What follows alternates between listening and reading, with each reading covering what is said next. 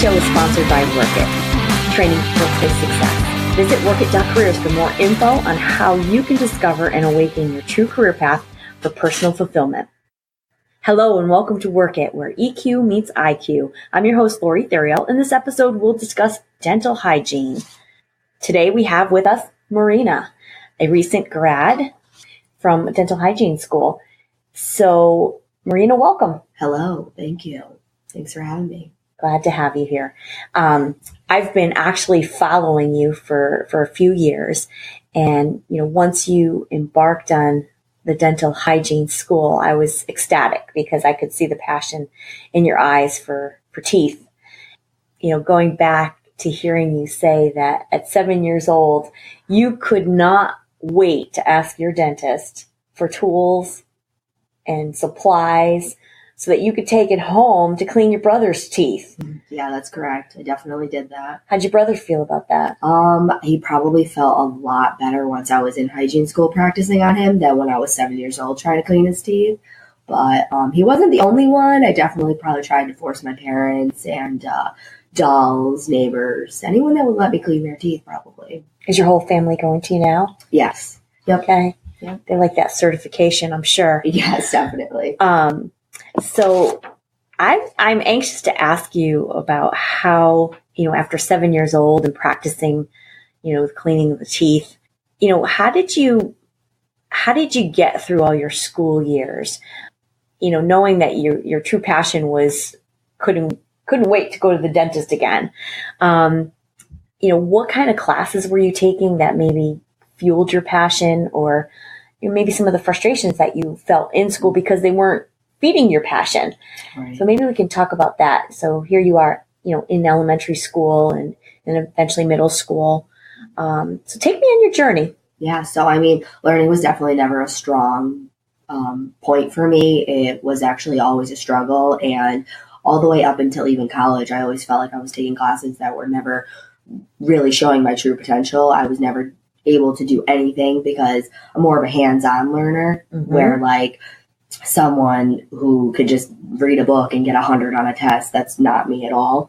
And just growing up, classes were never easy for me. But one thing I had to keep telling myself is that you have a goal at the end and you have to keep going, is no matter what it takes to get to that goal. Where, I'm not going to lie, I did fail numerous classes, but that didn't stop me. I retook the class until I passed them, until I got to my actual goal of graduating. So what made school so challenging for you? Describe your learning style. Right. So what made school so difficult for me is that I was diagnosed, I don't even know what age I was, but I was diagnosed with dyslexia. So with that, everything, reading, writing, spelling, everything's completely backwards to me. So not only does it take longer for me to learn something, but I could read the same sentence 5 times and still not grasp it, where another student can read it once and instantly understand it. So for me, that was a huge struggle, because with being dyslexic, you have to overcome things. You have to constantly keep going and not letting yourself get the best of you, pretty much. Well, I commend you for getting through your years of schooling. And obviously you didn't give up after that, because you decided that you wanted to continue your education in more the medical field. Yes. From what I can see. Yep. So talk to me about how school happened for you after graduation of high school. So after graduation of high school, I originally was wanting to become a nurse. And I worked as a CNA for 5 years.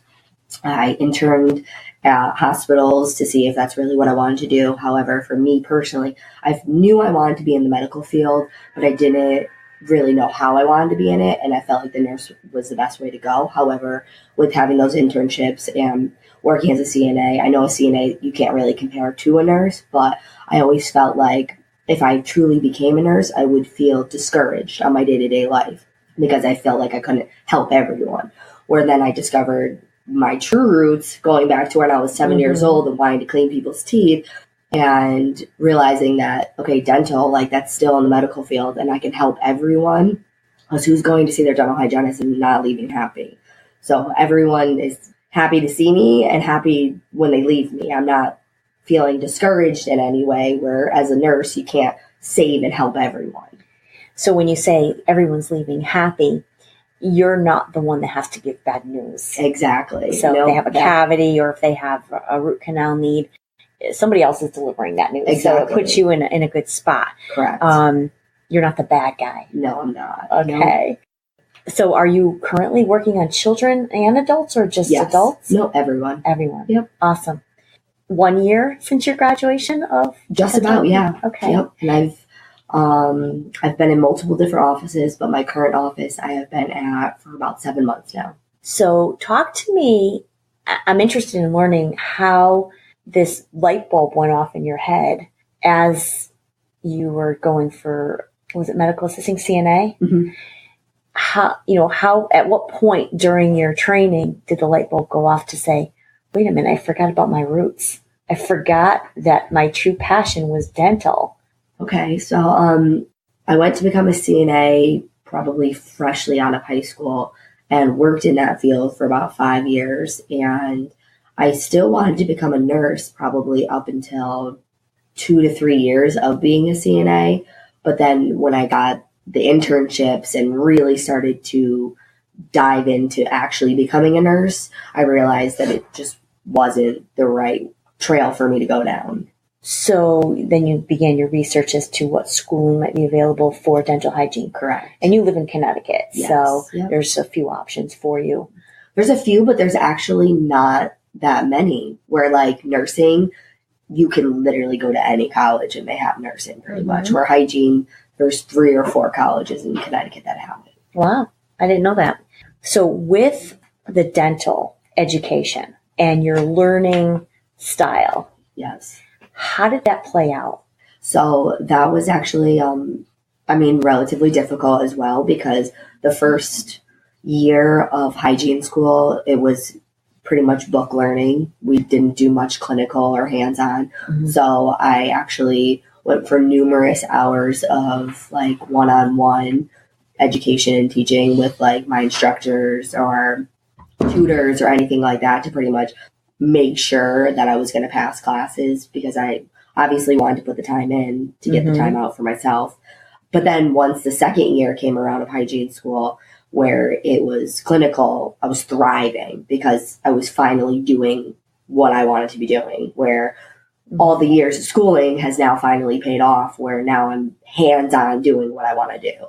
And you're bringing up a good point. The Work It program actually spends a lot of time testing students on their learning style. Mm. So with you're a hands-on learner, just like you said. Yeah.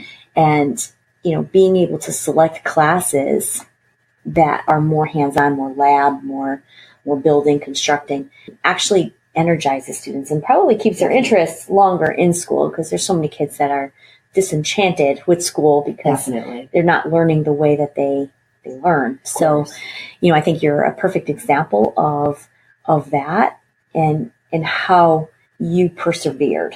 Definitely. You understood that the textbook had to be part of your certification. Oh, of course. But you saw light at the end of that tunnel. Yes. Of making sure that the lab came very soon. And you explained that to your teachers. Oh, right? Yeah. So they understood. Yeah.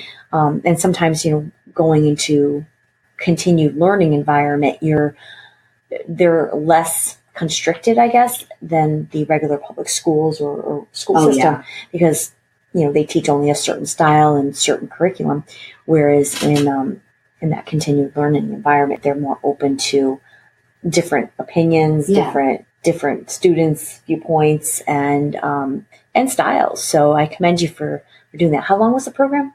So the hygiene program itself was 2 years, but then there's 2 years of pre-elective. So overall, it was 4 years. 4 years. Of college, yes. Okay, so the pre-elective was very painful. Yeah, because there was just so many classes where I found no interest in them, but obviously you need them because they're a stepping stone to your degree, but they were just so dry subjects that I felt like I was struggling with because I couldn't find interest in them. So for me, with dyslexia, I would reread my textbook probably 100 times and be like, what did I just read? Because I have no idea. Yeah, that's a challenge. Yeah, no, it definitely was. But on the flip side of things, with making myself reread books and things like that, it came into play really well when I went to have to go take my state boards, which was 2 days of testing, and each day was 6 hours long, and it was all computer testing. So it wasn't clinical, it wasn't hands-on, it was all reading. So I felt to pass my state boards, I actually literally didn't leave my house for a straight month and studied every single day. But I mean, it paid off because I passed my first time. Wow. So Marena, dental hygiene is something that most people will go every 6 months for cleaning. Yeah. For you to pass your clinical, you had to clean 30 sets of teeth. Yes. And then I also had to have a patient who had qualifying, I guess you could say, calculus and plaque in your mouth. And I had to properly clean one whole quadrant and then selective teeth in other quadrants of the mouth, and then have a state hygienist check that patient's mouth to make sure that I successfully got everything in the mouth in order to pass my clinical version of state boards. But then I also had the written that I spoke about before. So how much time did you have to locate 30 patients that would be willing to be your test? So we were pretty much told at the beginning of our last semester that we had to find those 30 patients. And as I went through the semester, I pretty much booked my schedule with all those 30 patients as fast as I could. So I knew I had them, and give and take if some weren't allowed. If some couldn't come on some days, I had backup on other days. But the main person that I needed was actually on April 29th. That was my state board exam, where everything was super strict. We couldn't even talk to our instructors. We were put in a cubicle with our patient, and we were just told, you need to clean the teeth that you're told to clean, and we'll check them and make sure you did it right. And you probably enjoyed that. Oh, yeah, I loved it. I mean, I'm not going to tell you I wasn't nervous. I mean, I'm super confident in my clinical ability to clean someone's teeth, but that day I was a nervous wreck. There's a lot of weight on that, Sure. Well, I absolutely commend you for realizing your path, number one. And number two, taking this so-called disability, this learning style that you were born with, and being able to master your dream. Thank you. It wasn't easy, but I did it. Is it true that your current employer has kind of approached you and mentioned something about potential leadership in your future? Yes. Actually, about 2 weeks ago, I was asked about management positions. And how long have you been working there so far? 7 months. So in 7 months, someone has recognized your leadership abilities. Yes. And how are you feeling about that? I'm not really sure, because I don't know how I would feel about moving from my clinical to like a management position. Especially with being so fresh to the field, I would be really nervous about losing my clinical abilities if I were to become a management. Yeah. You just love the hands-on. I do. I'm really about cleaning teeth. So when I heard that, I automatically say, the Work It program is career coaching for life for all their students. And this program can actually help confirm whether or not going into a management role or leadership role is something that it comes natural for you. Because you never want to do something in your career just because it pays more. Right. So it's important for you to see if that's something that's not going to stress you out, because stress adds to a lot of things in life. Oh, definitely. It's just not a healthy thing. So yes, you'll be bringing home more money, but if it's not something that you are comfortable doing and have the patience to handle, then you need to identify that and kind of control your ego. Right.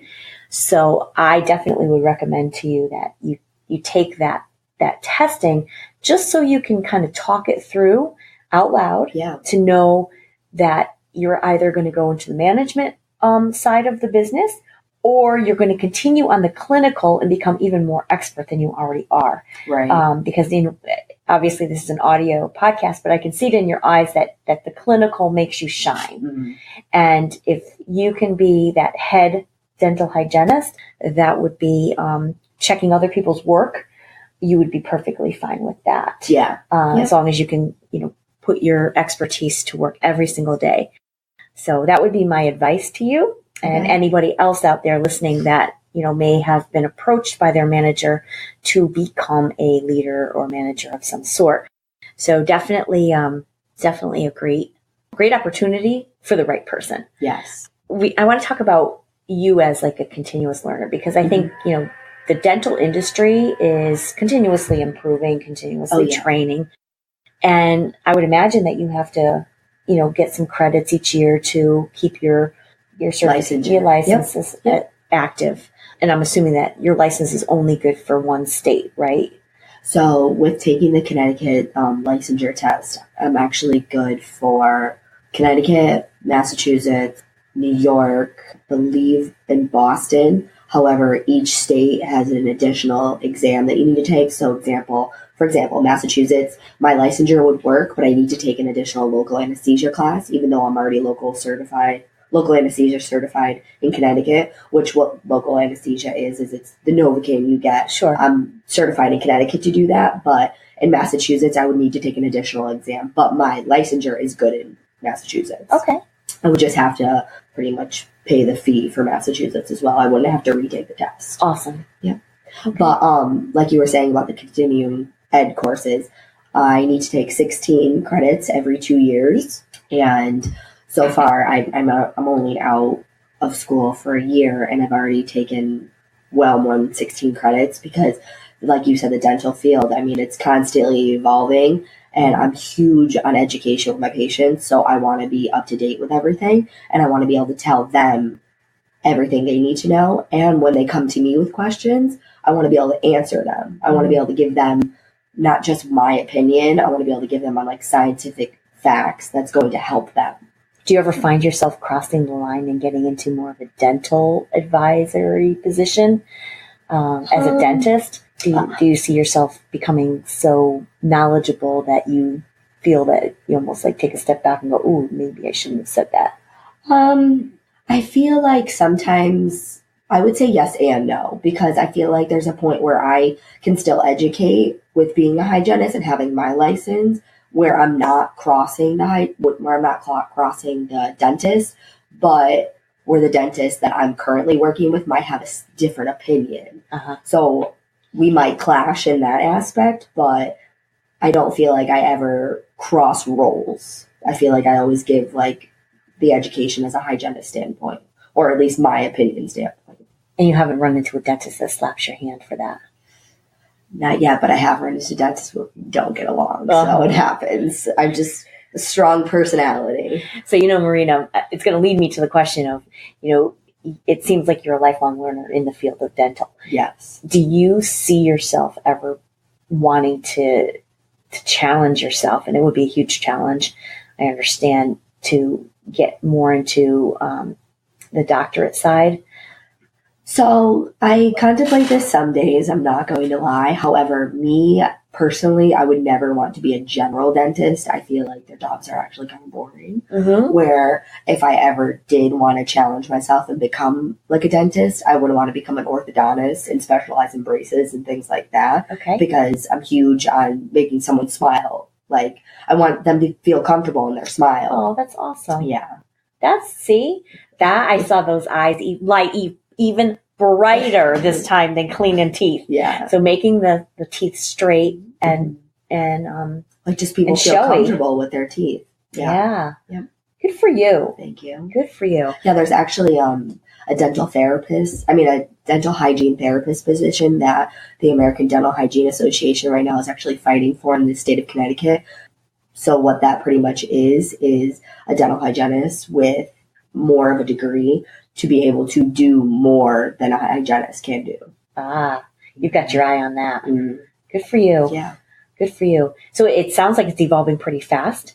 They're actually already in the state houses fighting for it. Oh, you're watching it closely. Oh, yeah. I get emails daily on it. You're watching this closely. Yeah. Good for you.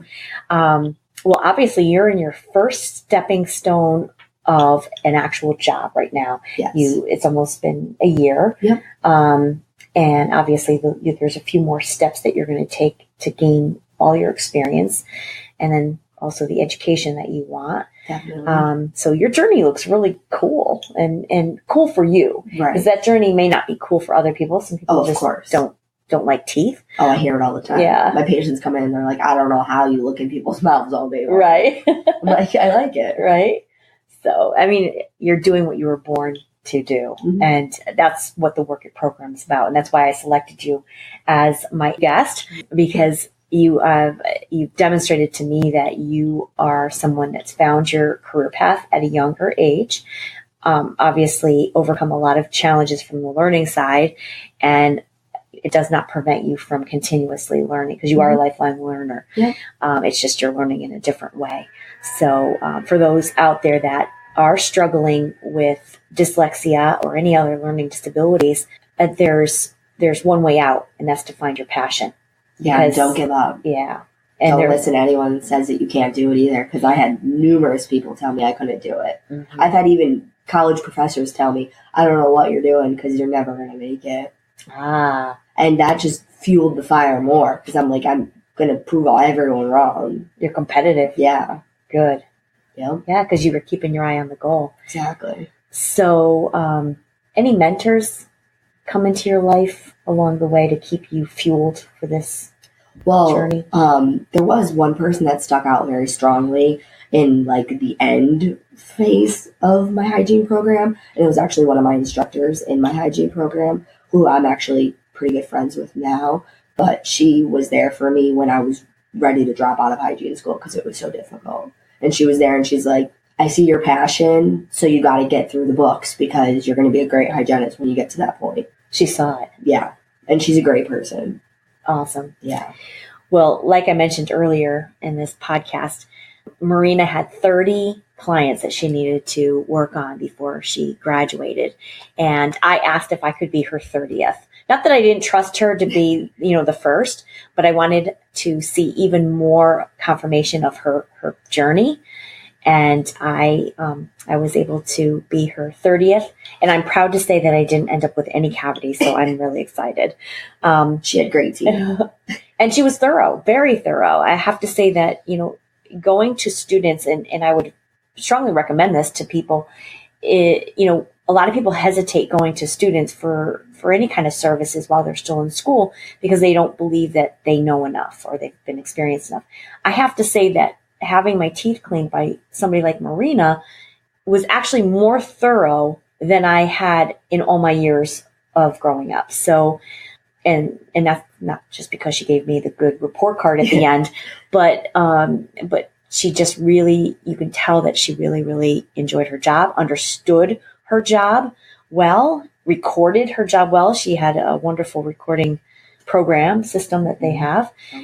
I would highly recommend it to anybody out there that is looking for, having their teeth cleaned and, can't afford it. Definitely. That's a great idea. I mean, to this day, if I have a patient who comes and can't afford treatment in my office, I refer them to my college because it's free for them. That's beautiful. Yeah. You just have to wait a little bit long because it does take a little bit longer. Right. But if you've got the time, if you've got the time, it's a free service. So, I commend the colleges for doing that. Yeah. And I mean, even to this day, I even have patients that tell me, like, especially because I was newer to the office, so I was seeing new patients for the first time for me, but they were patients of that office. And they were like, I'm so glad you're in this office because that was probably the best cleaning I've ever had. See? So that just shows me enough in itself that I went down the right way. Absolutely. Yeah. No turning back. Nope. You're definitely a lifer in the dental industry. Whatever that, you choose to expand on your skill, you are definitely going to be in a happy place. And when people are in a happy place in work does not become ever a negative word. It's a happy word. It's a positive word. So, Work It program is actually on a quest to put people in happy jobs so that we can better define the word work for parents and children so that, people are better aligned at a younger age. Right.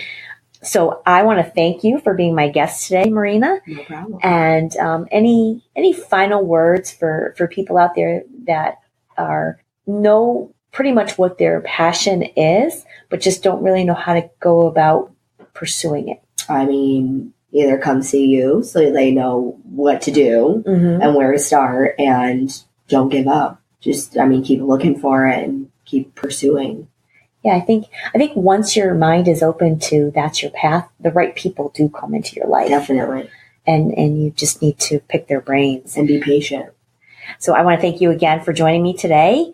And, next week I'll be talking with a 14-year-old young man who has a passion for community leadership. I hope that you're going to be joining us next Monday for more career journeys coming from all ages and passions on Mile High Radio and workit.careers. So please feel free to visit the website at workit.careers